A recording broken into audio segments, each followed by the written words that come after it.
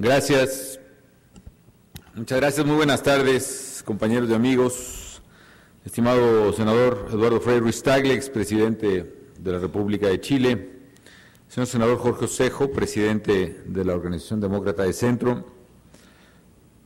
Señor senador Gustavo Madero Muñoz, presidente del Comité Ejecutivo Nacional del PAN.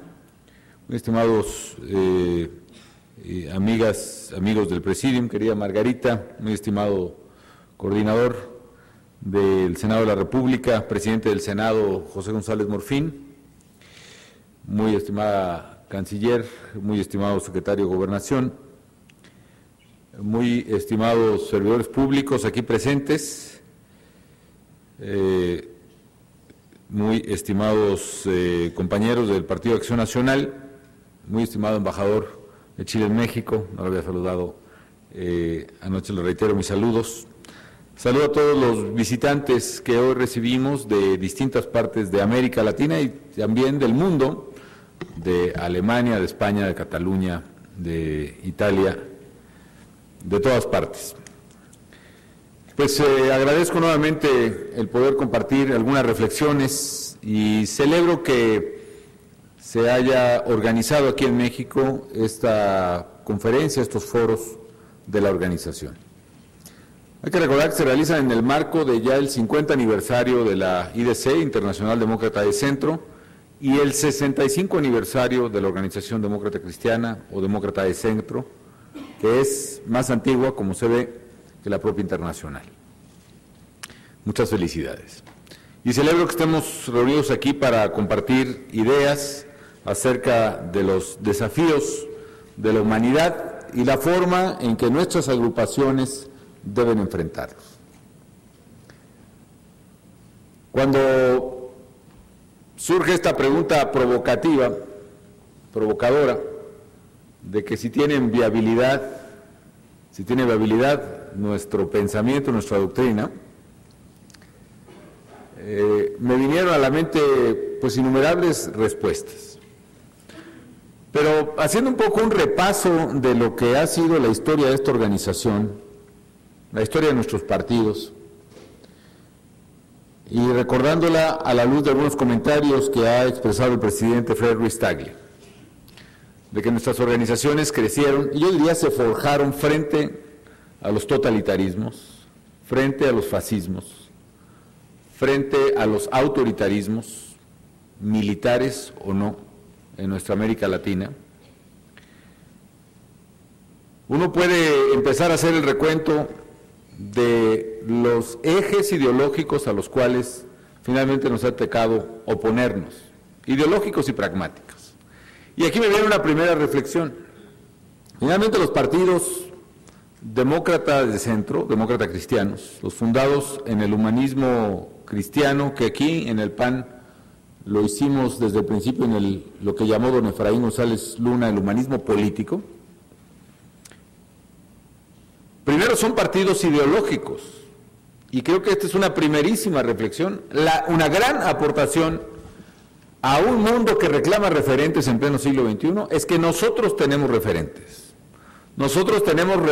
ideológicos, nosotros tenemos referentes filosóficos, doctrinarios. Podrán ser buenos o malos a juicio de los electores, podrán ser debida o indebidamente aplicados o en el ejercicio de gobierno, en la práctica personal y política de los partidos, pero son, a final de cuentas, principios universales. Ese solo dato nos da verdaderamente ya una enorme fortaleza que no podemos desdeñar.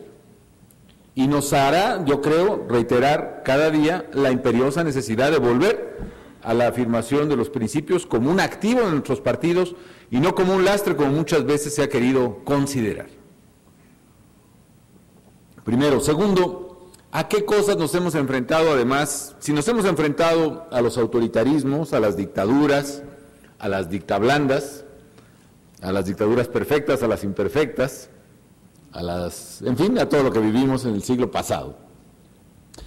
Ha sido por una cuestión medular también definitoria de nuestro humanismo, y que es, somos partidos demócratas, somos partidos democráticos.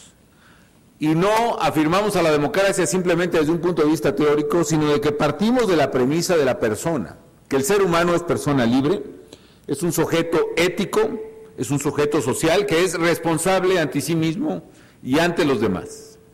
Tiene deberes y tiene derechos propios de su naturaleza.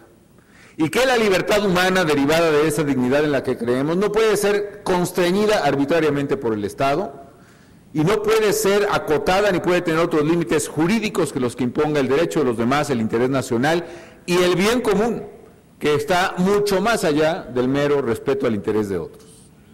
Por eso hemos sido opciones ideológicas, las del humanismo, democráticas, y eso es fundamental en un mundo que no acaba de definir la democracia verdaderamente.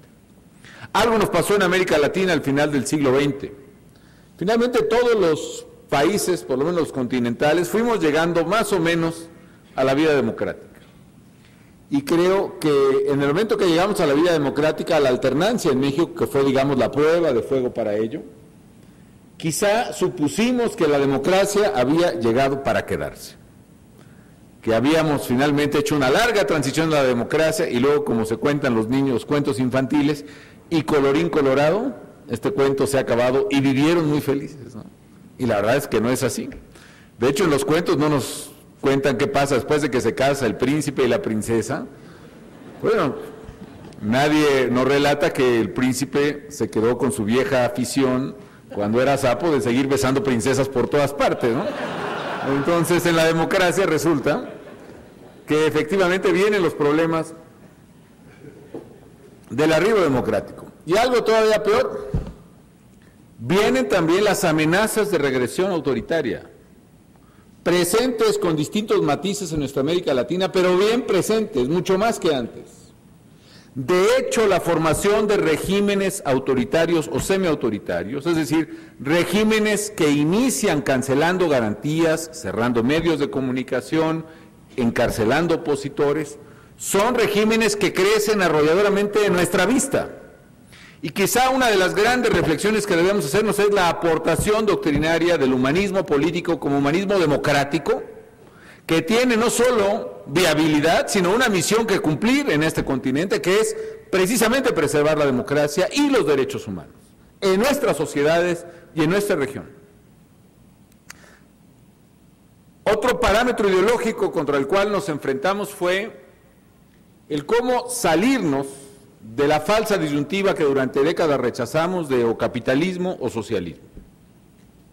Nos definimos, nunca aceptamos asumirnos como partidos de tercera vía, pero a final de cuentas casi por exclusión lo éramos, partidos humanistas rechazando precisamente el socialismo y partidos humanistas rechazando el capitalismo. Empiezo por el primero. La pelea, por ejemplo, con el marxismo del humanismo político fue una pelea de prácticamente medio siglo o un poco más. Lo vivieron nuestros compañeros alemanes en carne propia al ver su propia nación dividida y dividida por un muro además asesino. Y esta lucha que sostuvimos, creo que en todo el mundo y en nuestra América Latina, frente al marxismo, frente al socialismo, fue una lucha que estoy seguro se planteó en todos los terrenos. Yo recuerdo aquí a Carlos Castillo Peraza, en paz descanse, preparándonos insistentemente a un grupo de muchachos para dominar totalmente el capital, para tener plenamente claros los argumentos de mayor debilidad y hasta para construir las ironías más estilizadas sobre el sueño de Marx en que un día finalmente ya las sociedades que habían resuelto sus contradicciones vivirían jugando ajedrez y yendo a pescar. Porque eso dice además. Y finalmente un día, en 1989, ante ese debate que no se acababa de dilucidar, ¿cuál era la vía para nuestro continente? Un día cayó el muro de Berlín. Asombrados vimos en la televisión cómo la gente tiró a pedazos el muro. Y con ello se derrumbó finalmente todo el poderoso entramado ideológico que había sido el marxismo para América Latina. Con eso se derrumbó fatalmente quien había sido uno de nuestros principales referentes por oposición o adversarios ideológicos, que era el marxismo. De tal manera que ante la pregunta, ¿y es viable el humanismo político?, es un poco la pregunta de cuando después de una batalla muy, muy larga y finalmente quedar uno de los contendientes en pie con su espada blandiendo, dice, bueno, ¿y será viable mi propuesta?, ¿no? cuando la otra pues está finalmente derrotada. El gran campeón ideológico, el gran adversario que parecía invencible del siglo XX fue el marxismo. Parecía arrollador, incontestable, ganaba los Juegos Olímpicos, mostraba las maravillas que había prometido, eso nos decían, etcétera, etcétera. El otro enemigo del adversario, el capitalismo, del cual nos diferenciábamos, era precisamente la expresión de una economía sin ser humano, una expresión que desconoce al ser humano como un sujeto ético, que desconoce a la persona humana como centro de la acción pública y que desconoce a la persona humana como dignidad. Sí, nosotros afirmamos en el humanismo económico, así lo sostiene la proyección de principios de doctrina del PAN de 2002, de desarrollo humano sustentable. Sí, afirmamos en el humanismo económico que el mercado es necesario, sí, condición necesaria para generar un adecuado sistema de producción y distribución de bienes y servicios, pero condición insuficiente para generar precisamente las condiciones de equidad y de justicia que son conditio sine qua non, no puede expresarse el sentido verdaderamente humano de la persona. Y por eso, si el mercado es condición necesaria, no suficiente, en el humanismo económico nosotros nos empeñamos en que el Estado, la acción rectora del Estado, debe ser precisamente la que corrija las terribles desigualdades que la voracidad del mercado y el capital generan y que hacen precisamente opresivas nuestras sociedades. Entre ellos las nuestras, las más mal distribuidas quizá de muchas partes del mundo. El humanismo político, pues, se planteó en la economía la justicia, y una justicia deliberada y buscada ex propósito. Una justicia que nos diferencia sustancialmente de opciones políticas simplemente tiradas a la laissez-faire, laissez-passer, a la capitalización simplemente de las competencias económicas. Por eso el humanismo político tiene vigencia hoy precisamente ante los problemas de la economía. Y no hablo de los problemas de las economías en el inicio de la edad industrial, hablo de los problemas de las economías hoy. Por ejemplo, el humanismo político parte de un principio fundamental que es la responsabilidad en la vida económica. Y la responsabilidad significa, esta ética de la responsabilidad, significa en política que nosotros somos responsables no solo del destino propio, sino del destino de los demás, somos solidarios.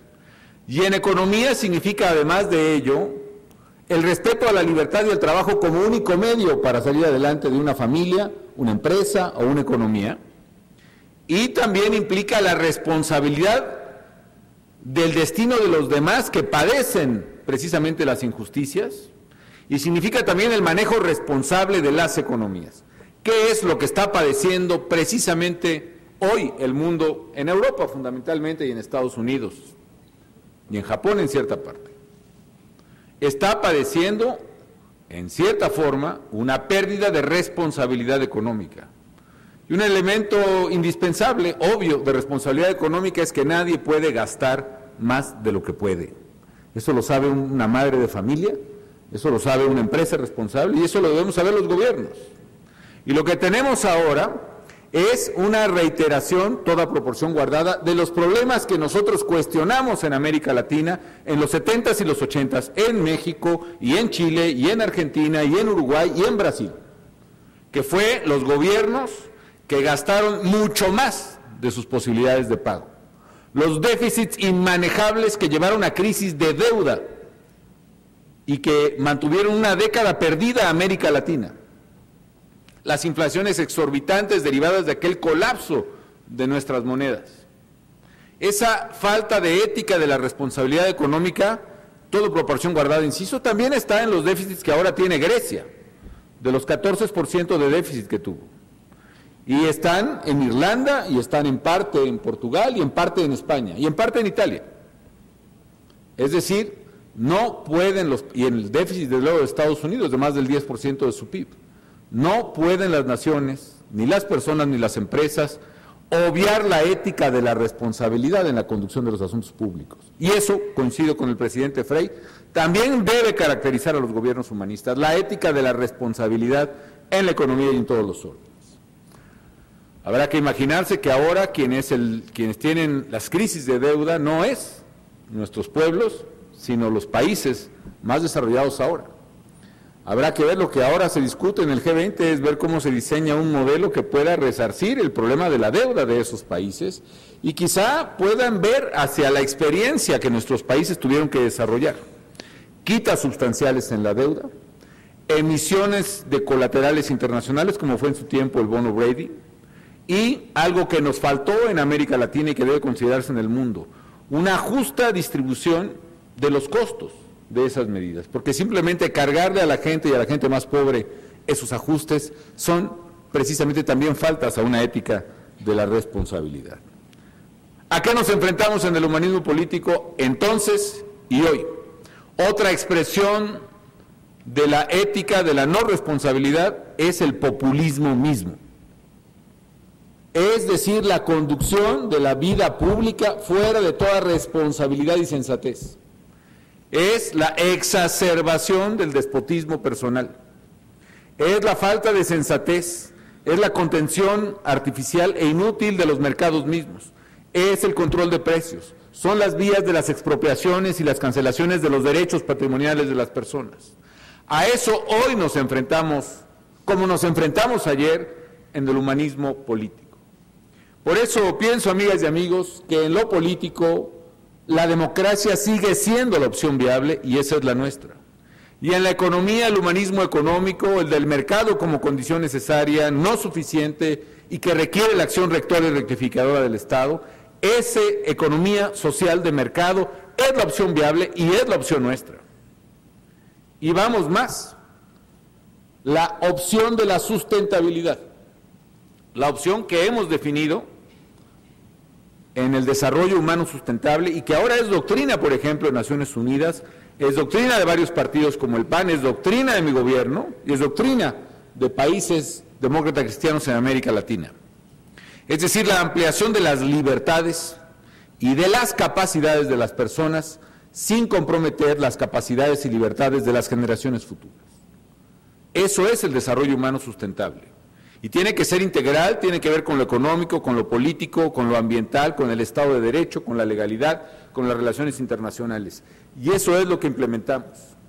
Y por eso en lo social nos centramos a la igualdad de oportunidades, porque creemos precisamente que es en el humanismo político, en el humanismo económico, la distribución de oportunidades iguales lo que iguala a las sociedades. Se trata así de respetar los derechos patrimoniales de cada quien, sí, pero también se trata de que el hijo de un rico no tenga necesariamente más oportunidades de salir adelante en la escuela que el hijo de un pobre. Y por esa razón sabemos que el Estado tiene que invertir, como lo hemos hecho los gobiernos humanistas, en construir nuevas universidades, 96 nuevas universidades en lo que va de mi gobierno, nuevos bachilleratos, especialmente técnicos, 985 bachilleratos, casi 1000 este año, en lo que va del gobierno. Y por eso creemos que el sufrir frente a una enfermedad no debe ser simplemente condena a la muerte para un pobre frente a un rico. Y por eso hemos llevado la cobertura de salud en México de 45 millones de mexicanos a 103 millones de mexicanos. Y sí, los gobiernos humanistas vamos a lograr la cobertura universal de salud, médico, medicinas,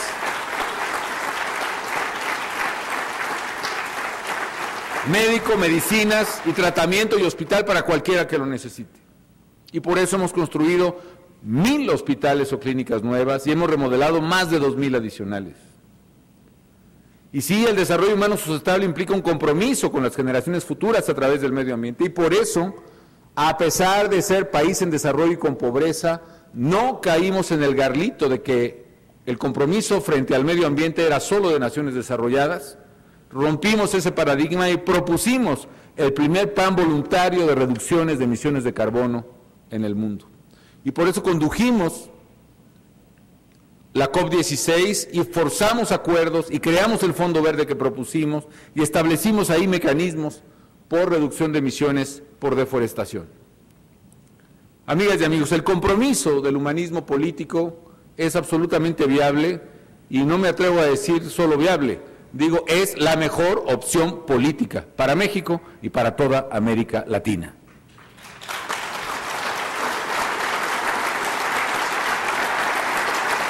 Me atrevería a decir también que ante la falta de partidos ideológicos es incluso la única opción viable en muchos países. ¿Por qué razón? Porque sí vemos en el espectro de la competencia electoral el surgimiento de nombres, de membretes, de logos, de candidaturas personales, de los caudillismos que tanto nos costó trabajo vencer aquí en México y en toda América Latina, que no representan ni ideologías, ni referentes, ni opciones de fondo. Representan eso, nombres, intereses, caudillismos y logos, pero no necesariamente opciones políticas. ¿Cuáles serán entonces los retos del humanismo político a futuro? Terminaré mi intervención quizá mencionando 2 o 3. El primer reto, y quizá el más importante, es el de la congruencia. Si somos un partido de principios y valores, si somos una organización que profesa principios y valores, es muy difícil que si nosotros no llevamos a la práctica tales principios y valores en las políticas públicas, en la vida misma de los partidos, e incluso me atrevería a decir hasta en la vida personal, por lo menos la pública, es muy difícil que nuestras opciones tengan sentido para nadie en la arena electoral. Bien dice la Escritura que un ciego no guía a otro ciego. Segundo, debe ser el valor de la eficacia. Creo que tenemos que, sí, retomar una y otra vez la afirmación de nuestros principios en abstracto, pero lo verdaderamente complejo es aplicarlas en concreto. Y ahí es donde se modela verdaderamente la validez de las afirmaciones. Y aplicar los principios en abstracto a situaciones complejas en concreto es harto difícil. ¿Qué más quisiéramos, amigas y amigos? Poder resolver siempre entre 2 opciones buenas, o resolver entre una buena y una mala. Ahí no hay posibilidad de extraviarse, no hay ningún conflicto. Pero la ética de la responsabilidad nos obliga a los gobiernos humanistas a resolver las más de las veces entre 2 opciones no necesariamente buenas, o por lo menos no percibidas como buenas. ¿Tú qué haces como gobernante? O ajustas las finanzas públicas en un momento de riesgo, es decir, elevas ingresos públicos y reduces gastos públicos, o bien dejas abierto el déficit y entonces más tarde probablemente tengas una crisis mucho mayor. Las 2 cosas pueden representar afectaciones para la gente. El elevar los ingresos públicos va a afectar además una gran molestia para los contribuyentes. Pero el padecer otra crisis, el reventar al país, es un mal absolutamente mayor que en términos éticos tiene que evitarse. Y por eso una política de la ética de la responsabilidad opta precisamente por hacer las cosas a tiempo. Y qué bueno que lo hicimos. Por supuesto que a mí me dolió muchísimo, como a ustedes, el ver en el paquete fiscal para el 2010, a finales del 2009, pues una gran irritación entre mucha gente. Tomar medidas que fueron difíciles, la propia liquidación de Luz y Fuerza, por ejemplo. Y sin embargo, amigos, si México no hubiera hecho eso, los referentes de quiebra y de fracaso no serían solo Grecia, o Islandia, o Irlanda, o Portugal, sería también México y probablemente otros países. Esa ética de la responsabilidad es importante. Otro punto, tenemos no solo que ser eficaces, sino tenemos también que ser capaces de traducir nuestros principios a los tiempos que tenemos, que son tiempos seculares. Es decir, el siglo XXI es un momento secular. No lo podemos obviar ni ignorar. Y creo que en el PAN, afortunadamente, nuestros fundadores supieron resolver ese dilema a tiempo, incluso antes que otros partidos. ¿Por qué razón? Porque el hostigamiento mismo que había en México a las denominaciones religiosas y la convicción misma de nuestros fundadores, de Gómez Morín fundamentalmente, de Crislip, hizo que el partido separara perfecta y nítidamente desde el principio la religión y la política, el Estado y la Iglesia. Y por eso el nuestro fue siempre humanismo político. Un dilema que resolvió bien la ODCA, por cierto, bajo la presidencia de Gutenberg Martínez, aquí presente, cuando la ODCA hizo como optativo su propia denominación, la Organización Demócrata Cristiana, u organización demócrata de centro. Y eso, amigas y amigos, nos permite dar ese salto fundamental para nuestros partidos, que es, sin abandonar nuestros principios y valores, sí poder traducir en una política laica, en una política y una propuesta secular, lo que creemos y por lo que luchamos. Particularmente en un siglo donde las nuevas generaciones, los miles o cientos de millones de jóvenes que buscan opciones políticas, tienen más referentes precisamente en el mundo secular que hoy vivimos. Esa necesaria traducción a lo secular, esa necesaria traducción o separación es un reto fundamental. ¿Cómo traducir para los jóvenes de hoy lo que creemos y los valores por los que luchamos? Se puede, y no solo se puede, sino que se debe hacer, respetando la creencia o la no creencia, cada vez mayor, por cierto, en esas nuevas generaciones, entendiendo precisamente los límites de religión y política, separando nítidamente, perfectamente política y Estado. Por eso las opciones del humanismo cristiano en América Latina, traducidas en opciones de humanismo de centro u humanismo político, como lo llamamos en México, deben ser opciones de futuro, no de pasado.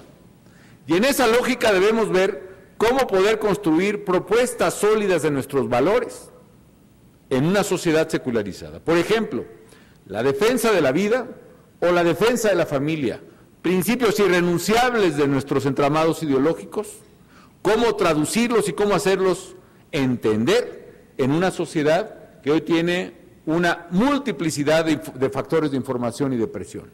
Cómo luchar y cómo combatir con precisamente principios e ideas en opciones de futuro. Y finalmente, amigas y amigos, tomar entre las manos y ser vanguardia de los temas de nuestro tiempo. La democracia sigue siendo tema de nuestro tiempo, pero lo es ahora también otro tema que acompañó a OTCA y que debemos reforzarlo, la lucha por la igualdad social y en contra de la pobreza. Hoy ese mercado sin ética, esa especulación desprovista de escrúpulo, lleva, por ejemplo, los precios de los alimentos a niveles sin precedentes. Es cierto, China, India crecen, eso hace aumentar la demanda y eso aumenta los precios de los llamados commodities, incluidos los alimentos, sí. Pero no olvidemos que a finales de los 80, las empresas financieras solo intervenían el 7% del precio de los alimentos. Hoy las empresas financieras en el mundo tienen casi el 40% de las compras de alimentos. Lo cual hay un factor de especulación que está exacerbando el precio de los alimentos y en consecuencia llevando al hambre a más gente y a la pobreza a más gente. ¿Qué tiene que hacer el humanismo frente a ello? Políticas públicas que neutralicen el impacto precisamente de las crisis económicas. Eso lo hicimos aquí. Aumentamos el apoyo de oportunidades en número y en cantidad a los beneficiarios. Y con ello logramos que, a pesar de que el ingreso de los mexicanos en esta crisis doble económica y de precios redujo el ingreso medio nacional 12%, la pobreza extrema en el país, que vio compensada mientras estos apoyos esos cambios, no solo no aumentó porcentualmente, sino que se redujo en el margen, de 10.4 a 10.2 más o menos, de entre 2008 y 2010. Eso tenemos que hacer los gobiernos humanistas, pero también ser capaces de enfrentar el problema de pobreza. Hoy en el mundo, amigas y amigos, las nuevas escenas dantescas que se ven de cientos de miles de personas muriendo de hambre en el Cuerno de África y en otras partes, obedecen a este fenómeno. Es cierto, podemos decir que el Twitter pudo llevar a la movilización en las calles, en el norte de África, en el Medio Oriente, y derribar a viejos dictadores. Pero no crean que la gente no sabía que eran dictadores. Lo que ocurre es cuando el trigo y el precio del pan se cuadruplican, la gente quizá tiene otro pensamiento político. Necesitamos, amigas y amigos, traducir precisamente opciones públicas y sensatas desde la ética de la responsabilidad para estos problemas que no son nuevos, pero que son nuevos desafíos a la vez. Y finalmente el tema del medio ambiente. Yo soy un convencido, amigas y amigos, que nuestro desarrollo humano sustentable que hemos abrazado es la respuesta moderna a la que será una de las mayores inquietudes del siglo XXI, uno de los mayores desafíos de la humanidad y también uno de los problemas más apremiantes para los jóvenes que ahora buscamos, el medio ambiente. Y tenemos que encontrar, como decía mi padre, y lo cito frecuentemente, la manera de cerrar los dos desafíos apremiantes para la humanidad. Él, citando al Club de Roma a principios de los 70s, decía, 2 brechas se abren desafiando el futuro de la civilización. La brecha entre el hombre y la naturaleza y la brecha norte-sur, ricos y pobres. Ambas brechas tienen que cerrarse simultáneamente a riesgo de ver comprometido el futuro de la humanidad.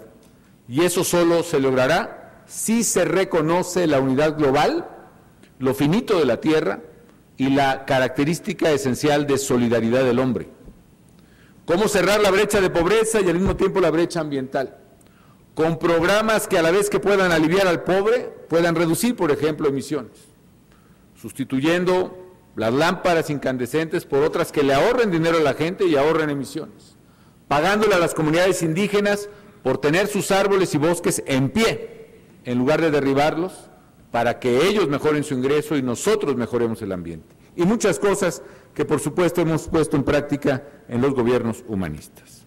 Amigas y amigos, perdón por la extensión, pero evidentemente son temas que a mí me apasionan.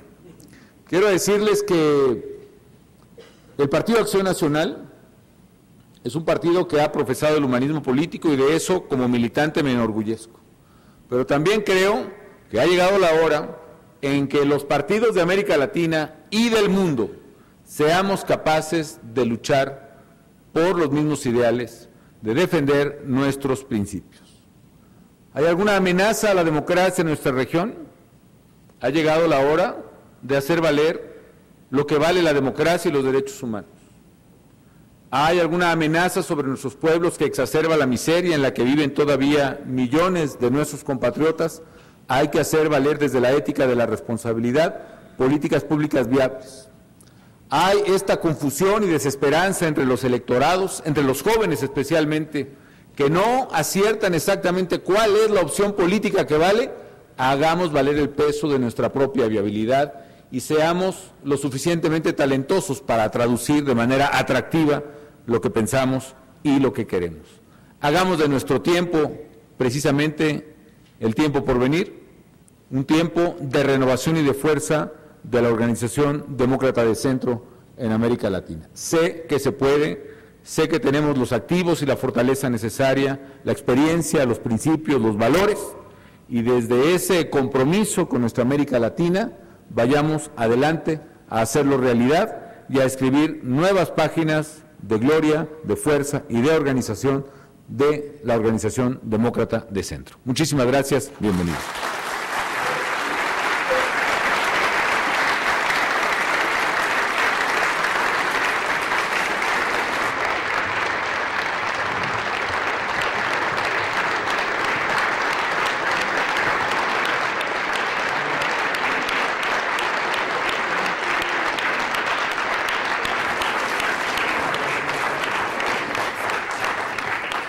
Bueno, y siendo las 14:11 del 7 de octubre de 2011, declaro formalmente clausurada la conferencia de líderes de la Organización Demócrata Cristiana de América y la Internacional Demócrata de Centro, felicitando ampliamente a todos los líderes que han participado. Muchas gracias.